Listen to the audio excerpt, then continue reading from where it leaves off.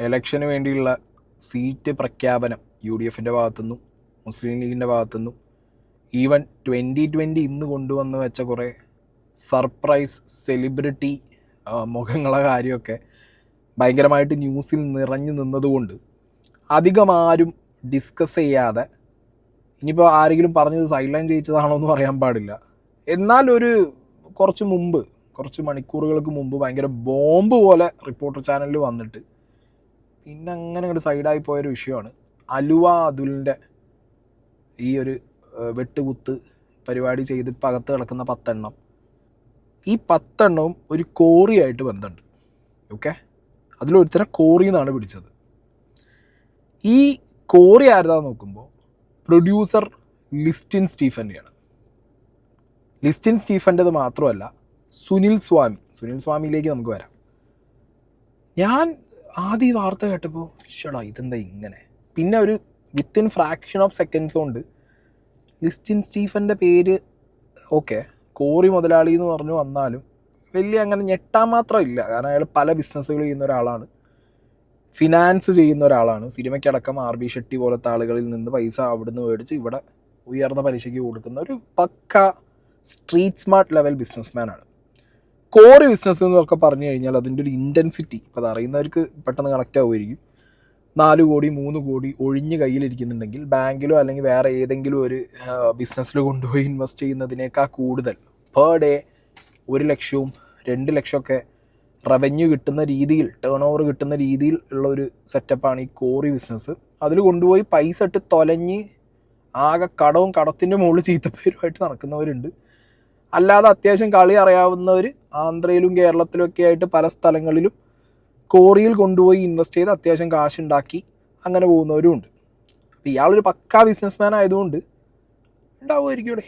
പിന്നെ സുനിൽ സ്വാമിയായിട്ടുള്ളൊരു കണക്ഷൻ, കാരണം ഈ കോറീൻ്റെ മുതലാളിമാരുടെ പേരിനകത്ത് സുനിൽ സ്വാമി ഉണ്ട് എന്നുള്ളത് ലിസ്റ്റിൻ സ്റ്റീഫൻ്റെ വായെന്നാണ് വന്നത്. സുനിൽ സ്വാമി അത്യാവശ്യം പലിശയ്ക്ക് കൊടുപ്പും പരിപാടിയൊക്കെ ഉള്ള ഒരാളാണ്, ലോക ഉടായ്പാണ്, തക്കട തരികയുടെയാണ്. അപ്പോൾ ഡീറ്റെയിൽ ആയിട്ട് നമുക്ക് കുറച്ച് കാര്യങ്ങൾ നോക്കാണ്ട് നമുക്ക് ആദ്യം വന്ന വാർത്തകളിലൂടെ ഒന്ന് പോയി നോക്കാം. അലുവ അതുൽ കൊലക്കേസിലും ക്വാറി ബന്ധം പോലീസ് മറച്ചുവെച്ചു. വാഹനം ക്വാറിയിലേതാണെന്ന വിവരവും പുറത്തുവിട്ടില്ല. എന്നാൽ ക്വാറി തന്റേതാണെങ്കിലും മറ്റൊന്നിനെ കുറിച്ചും അറിയില്ലെന്നാണ് ലിസ്റ്റിൻ സ്റ്റീഫന്റെ പ്രതികരണം.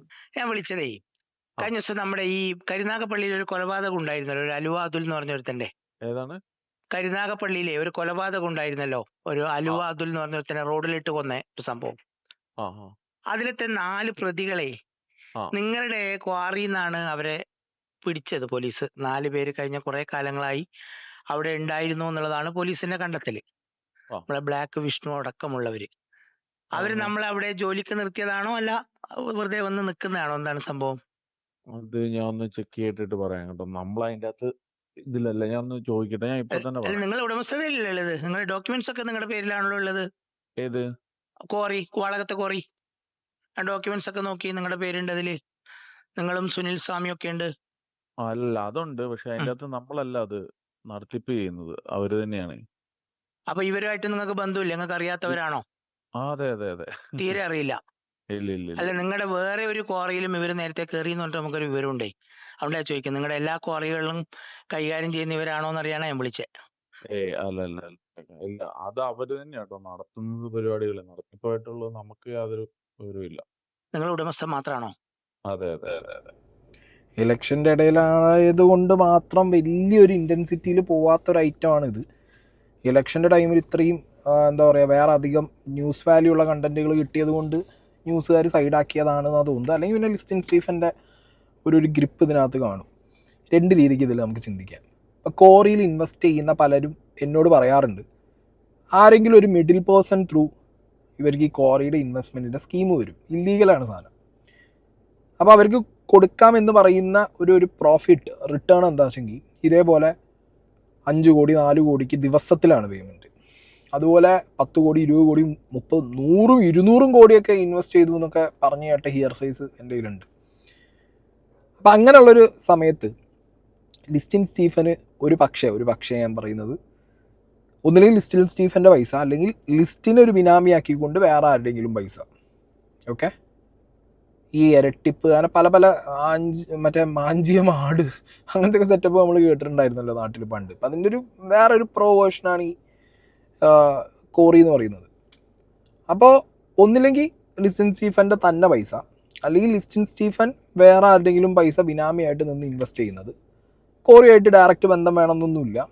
ഒരു കോറിയിൽ 1-2 ആൾക്കാരാവണമെന്നില്ല പൈസ ഇൻവെസ്റ്റ് ചെയ്തത്. അതിൽ 10-12 ആൾക്കാരൊക്കെ ഇൻവെസ്റ്റ് ചെയ്യാറുണ്ട്.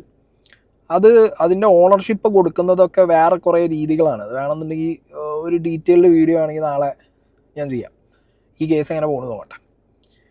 അപ്പോൾ ഇതിനകത്ത് ഒന്നില്ലെങ്കിൽ ഇയാൾക്ക് ഈ നടത്തിപ്പുകാരാര് അത് അറിയാതിരിക്കാൻ വഴിയില്ല. കാരണം കോടികൾ ഇൻവെസ്റ്റ് ചെയ്യുമ്പോൾ അത് നടത്തിപ്പുകാരാര്, അവരുടെ സെറ്റപ്പ് എന്തൊക്കെ, അവർക്കൊരു കോറി സക്സസ്ഫുള്ളായിട്ട് കൊണ്ടു നടക്കാൻ പറ്റൂ, ഇല്ലീഗലായിട്ട് അവിടെ കാര്യങ്ങൾ നടത്തിക്കൊണ്ടുപോകാൻ ഈ സർക്കാർ ഭരിക്കുമ്പോൾ ഇതിലെ ഗവൺമെൻറ് ഉദ്യോഗസ്ഥർക്ക് എത്ര കൊടുക്കേണ്ടി വരും, അതിനുള്ള പവർ ഇവർക്കുണ്ടോ, അതിനുള്ള എന്താ പറയുക ഇൻഫ്ലുവൻസ് ഇവർക്കുണ്ടോ, ഇങ്ങനെ നടത്തിയ ആൾക്കാർ ഇതിന് മുമ്പ് എവിടെയൊക്കെ നടത്തിയിട്ടുണ്ട്, അത് സക്സസ്ഫുൾ ആയിരുന്നോ, അങ്ങനെയൊക്കെ കാര്യങ്ങൾ അന്വേഷിക്കും. ലിസ്റ്റിൻ സ്റ്റീഫൻ എന്ന് പറയുമ്പോൾ ആൾ കുറുക്കനാണ്, ഒന്നും അന്വേഷിക്കാതെ കൊടുക്കുകയൊന്നുമില്ല. അപ്പോൾ ലിസ്റ്റിന് ഇതിൻ്റെ നടത്തിപ്പുകാരെ അറിയാത്ത വിഷയമൊന്നും അറിയുമായിരിക്കും. അതിന് താഴെ ആ നടത്തിപ്പ് ടീം ഇതേപോലത്തെ ഒരു ഗുണ്ടാ ഗ്യാങ്ങിനെ തീറ്റിപ്പോറ്റുന്നത് ചിലപ്പോൾ ലിസ്റ്റിൻ സ്റ്റീഫന് അറിയാത്ത കാര്യമായിരിക്കണം, അല്ലെങ്കിൽ അത് അറിയുന്ന കാര്യമായിരിക്കണം. അതൊക്കെ ഇനി പോലീസ് അന്വേഷണത്തിൽ വേണം പുറത്തു വരാൻ. എന്താണെങ്കിലും ലിസ്റ്റിൻ സ്റ്റീഫൻ ഇനിയുള്ള ദിവസങ്ങളിൽ ഇതിന് പിന്നാലെ ഇവിടുത്തെ നിയമം പോവുകയാണെങ്കിൽ, നിയമ സംവിധാനം പോവുകയാണെന്നുണ്ടെങ്കിൽ എത്ര ഇൻവെസ്റ്റ് ചെയ്തു, ലീഗലാണോ ഇല്ലീഗലാണോ, ലീഗലാകുമ്പോൾ ഒരു വഴി ഞാൻ കാണുന്നില്ല, ഇല്ലീഗലാണെന്നുണ്ടെങ്കിൽ ലിസ്റ്റിന് ഇത് തന്നെ വലിയൊരു ട്രാപ്പ് ഇൻ ദ സെൻസ് ലിസ്റ്റിനെ കുടുങ്ങരുത് അല്ലെങ്കിൽ ലിസ്റ്റിൻ കുടുങ്ങരുത് എന്ന് പ്രശ്നമുള്ള, അല്ലെങ്കിൽ ലിസ്റ്റിൻ കുടുങ്ങിയ പ്രശ്നമുള്ള വേറെ കുറേ ആൾക്കാരുടെ പേരുകളൊക്കെ ചിലപ്പോൾ ഉണ്ടാവുമായിരിക്കും. ചിലപ്പോൾ അത് കാരണമൊക്കെ ഇത് ചിലപ്പോൾ അങ്ങോട്ട് സൈഡ് ലൈനായിട്ട് പോവും. അതിനുള്ള ചാൻസ് ഞാൻ കാണുന്നുള്ളൂ.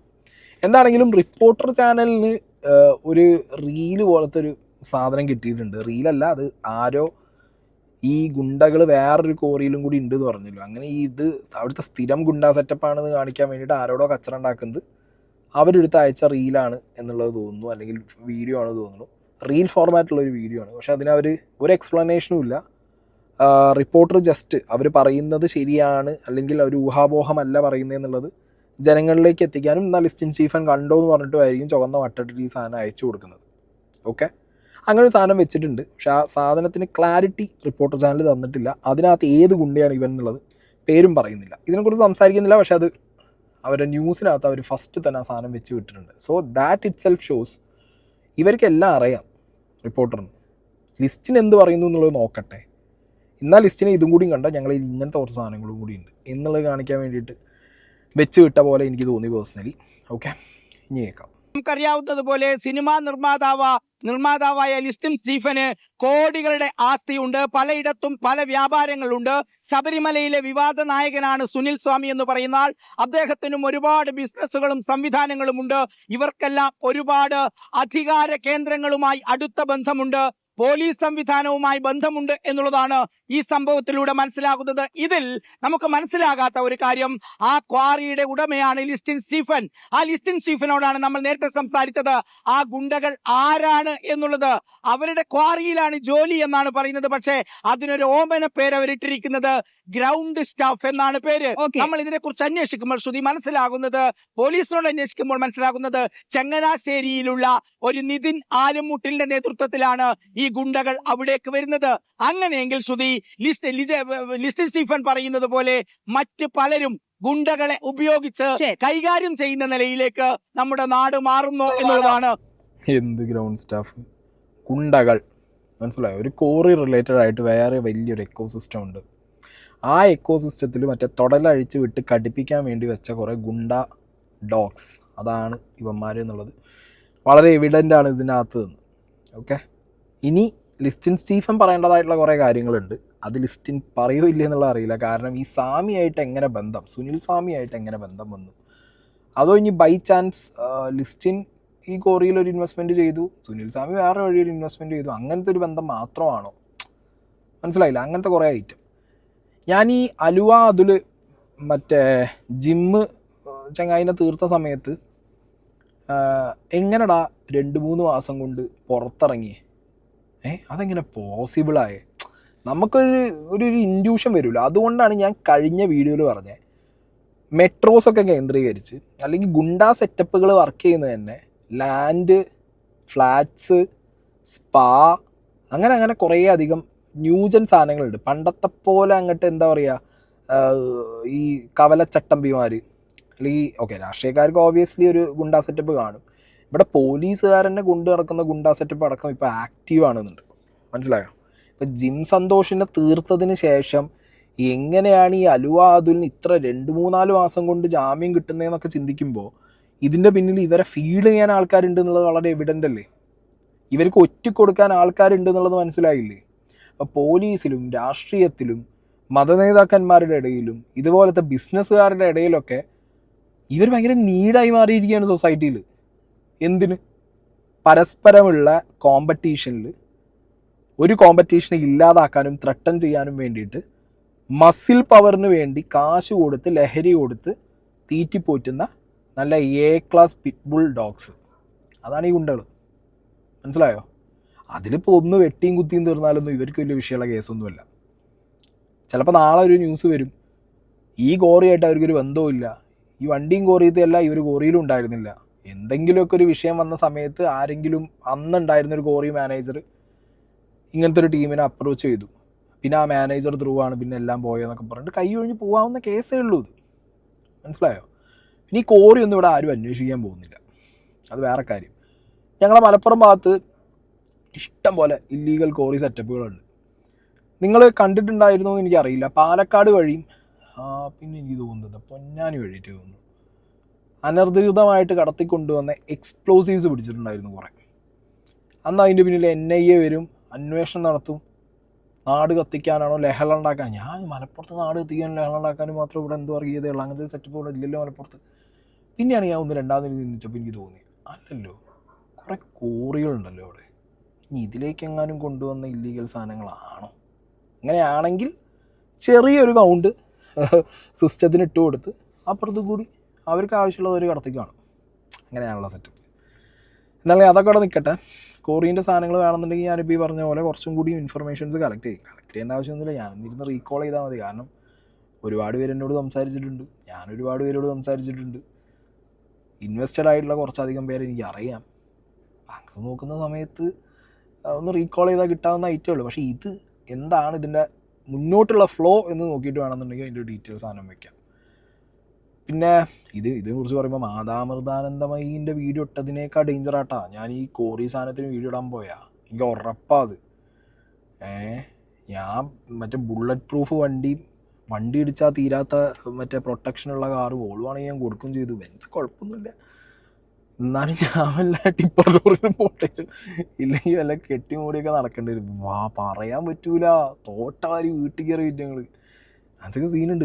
ഡെഡ്ലി ഡേഞ്ചറാ. അമൃതാനന്ദമയി മാറിയിരിക്കും അങ്ങനത്തെ സെറ്റപ്പ് ആവുമാർ. എന്തായാലും നിൽക്കട്ടെ. അടുത്തത് സുനിൽ സ്വാമി.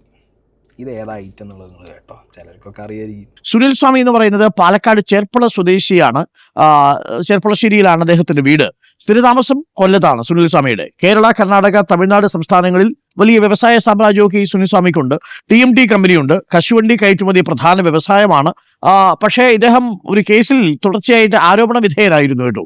നിർമാല്യം മുതൽ നടയടപ്പ് വരെ അയ്യപ്പനെ തൊഴുന്ന ഭക്തനാണ്. സുനിൽ സ്വാമി എന്ന പേര് നൽകിയത് അദ്ദേഹത്തിന് തികഞ്ഞ അയ്യപ്പ ഭക്തി കൊണ്ടാണെന്ന് പറയപ്പെടുന്നു. ശബരിമലയിലെ നിത്യപൂജാ ചെലവുകൾ വഹിക്കുന്നത് സുനിൽ എന്നുള്ള ഒരു പ്രചാരണമുണ്ട്. അത് കാരണം ദേവസ്വം ബോർഡിലെ പല ആളുകളും അദ്ദേഹത്തെ തടയാൻ ശ്രമിക്കാറില്ല. കോവിലിനടുത്ത് നിന്ന് ദർശനം നടത്താനുള്ള സാഹചര്യമൊക്കെ ഒരുക്കി കൊടുക്കും. ഗോശാല വഹിക്കുന്നതും സുനിൽ സ്വാമിയാണ്. അങ്ങനെ വഹിക്കേണ്ട ഉത്തരവാദിത്വമൊന്നും സുനിൽ സ്വാമിക്ക് ഇല്ല, കാരണം അതിനൊക്കെ ദേവസ്വം ബോർഡിന് വരുമാനമുണ്ട്. ബാർക്കോഴ വിവാദത്തിന്റെ സമയത്താണ് നമ്മൾ ഈ പേര് കേട്ടത്. അന്ന് ബാറുടമകൾക്ക് 5 കോടി രൂപ നൽകിയതായിട്ട് അന്ന് ആരോപണമുണ്ടായിരുന്നു. അതാണ് സുനിൽ സ്വാമിയെ വാർത്തകളിൽ അന്ന് നിറച്ചു നിർത്തിയത്. ശബരിമലയിലെ ഡോൺ ഹൗസിലെ 401ാമത്തെ മുറിയാണ് 10 വർഷമായിട്ട് ഉപയോഗിച്ചുകൊണ്ടിരിക്കുന്നത് സുനിൽ സ്വാമി. സാധാരണ രീതിയിൽ അതിന്റെ ചട്ടം എന്ന് പറയുന്നത് ഡോണർ റൂമുകളിൽ സീസണിൽ 5 ദിവസം വരെ സൗജന്യമായി താമസിക്കാം. 5 ദിവസം, അതായത് നിങ്ങളുടെ ഒരു ഡോണർ റൂം നിങ്ങൾക്കുണ്ടെങ്കിൽ നിങ്ങൾ ഒരു റൂം ഇപ്പൊ ഡോണർ റൂമായിട്ട് നിശ്ചിത പൈസ അടച്ചാൽ അല്ലെങ്കിൽ അതിന്റെ ചെലവ് നിങ്ങളാണ് വഹിക്കുന്നതെന്നുണ്ടെങ്കിൽ ആ ഡോണർ റൂം നിങ്ങളുടെ പേരിലാണെങ്കിൽ നിങ്ങൾക്ക് 5 ദിവസം വരെ സൗജന്യമായിട്ട് സീസണിൽ അവിടെ താമസിക്കാം. അത് കഴിഞ്ഞാൽ പിന്നെ നിങ്ങൾക്ക് 10 ദിവസം വരെ വാടക അടച്ചും അതിനുള്ളിൽ തന്നെ താമസിക്കാം. അത് കഴിഞ്ഞാൽ നിങ്ങൾ അവിടെ നിന്ന് ഇറങ്ങി കൊടുക്കണം. ബാക്കി ഭക്തർ അവിടെ കാത്തു നിൽക്കുകയാണ്. അപ്പോൾ ബാക്കിയുള്ള ഭക്തർക്കുള്ള അവകാശങ്ങൾ നിഷേധിക്കുന്നു എന്നതാണ് ഇതിൽ ഏറ്റവും പ്രധാനപ്പെട്ട കാര്യം. അതാണ് സുനിൽസ്വാമിക്ക് കുരുക്കായിട്ട് തീർന്നത്. ഈ സുനിൽ സ്വാമിയൊന്നും അവിടുന്ന് സ്വർണം പോയ സമയത്ത് എന്തുകൊണ്ട് ചോദ്യം ചെയ്തില്ല? എൻ്റെ അറിവിൽ അങ്ങനെ ഇയാളെ ചോദ്യം ചെയ്തതായിട്ട് എനിക്കറിയില്ല കേട്ടാ. കാരണം 10 ദിവസമൊക്കെ 10 ദിവസമൊന്നും ആയിരിക്കില്ലടേ. ഇയാളിപ്പോൾ ഈ പറഞ്ഞ പോലെ 10 വർഷമായിട്ട് ഈ ഡോണർ റൂമിൽ താമസിക്കുന്നു. ഏറ്റവും ഫ്രണ്ടിൽ നിന്നിട്ട് അയ്യപ്പനെ കാണുന്നു. പിന്നെ ശബരിമലയ്ക്കുള്ള നിത്യപൂജയ്ക്ക് ആവശ്യമുള്ള ചിലവുകൾ ഇയാൾ എടുത്തു എന്നൊക്കെ പറയുന്നു. അതൊക്കെ വേറെ ആവശ്യങ്ങളാണ്. കാരണം അവിടെ വരുന്ന വമ്പൻ ടീമുകളെ എന്താണോ മറ്റേ പോറ്റി ചെയ്ത സെയിം തന്ത്രം, അതായത് ശബരിമലയിൽ തന്നെ അങ്ങോട്ട് ഉണ്ടു ഉറങ്ങി അയ്യപ്പൻ്റെ പേരിൽ കൂടുക, സ്വയം സ്വാമി എന്നുള്ള പേരും കൂടി എടുത്ത് വെച്ചാൽ സുനിൽ സ്വാമി ആയി കഴിഞ്ഞ് ചന്ദനം പൂശി കറുപ്പും കൊടുത്ത് കഴുത്തിൽ രുദ്രാക്ഷം ഇട്ട് കഴിഞ്ഞാൽ പിന്നെ അവിടെ ഉള്ളവരൊക്കെ കുമ്പിട്ട് വണങ്ങൂലോ. മനസ്സിൽ നിങ്ങൾ ആലോചിച്ച് നോക്ക്, VVIPs അടക്കം വരുമ്പോൾ അവർക്ക് കിട്ടുന്ന സെയിം പ്രിവിലേജിൽ ഒരുത്തൻ അവിടെ നിൽക്കണം. അപ്പോൾ ഇവനാരടാവെന്ന് തോന്നുമല്ലോ. ഇതിലൂടെ അവൻ്റെ ബിസിനസ് നടക്കും. സുനിൽ സ്വാമി എന്ന് പറഞ്ഞു കഴിഞ്ഞാൽ ലോക ഉടായ്പ്, പൈസ വലിച്ചു കൊടുക്കുന്ന പരിപാടി. അതുമാത്രമല്ല, കുറേയധികം ബിസിനസ് പരിപാടികൾ കേരളത്തിന് പുറത്തുണ്ട് എന്ന് പറയപ്പെടുന്ന ഒരു കോടീശ്വരൻ.